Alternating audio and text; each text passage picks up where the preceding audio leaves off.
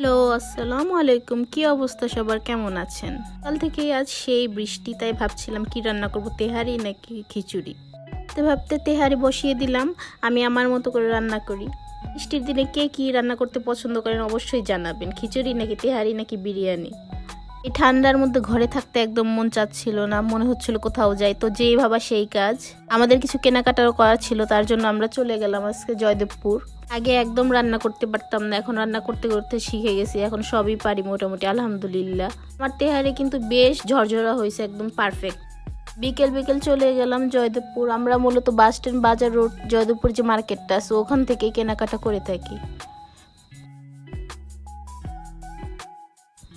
আমি আমার জন্য কিছু জিনিসপত্র দেখছিলাম। তো ঢাকা নিউ মার্কেটের মতো খুব কম প্রাইসে কসমেটিক্স জিনিসপত্র পাওয়া যায়। তো এগুলো কোনো ব্র্যান্ড না, তবুও যাদের খুব কম টাকায় কেনার ইচ্ছা তারা চলে আসতে পারে। কিছু শার্ট আর প্যান্ট নেওয়ার ছিল। শপটার নাম হচ্ছে পূর্ণিমা ফ্যাশন, এটা বাটার অপোজিটে একদম। ভাইয়া খুব কম প্রাইসে আমাদের কাছে বিক্রি করে থাকে। তো কম প্রাইসে এত ভালো জিনিসপত্র আমরা কখনোই মাওনা বা শ্রীপুর থেকে কিনতে পারিনি। তো যাওয়ার পথে নার্সারি চোখের সামনে পড়লো। নার্সারি দেখলে আমার মাথা ঠিক থাকে না, আমার গাছ কিনতে হবে। এই হাজারি গোলাপটা কিনছি মাত্র 100 টাকা দিয়ে। এর ভিডিও এই পর্যন্তই। সবাই ভালো থাকবেন, সুস্থ থাকবেন, আমাদের সাথে থাকবেন।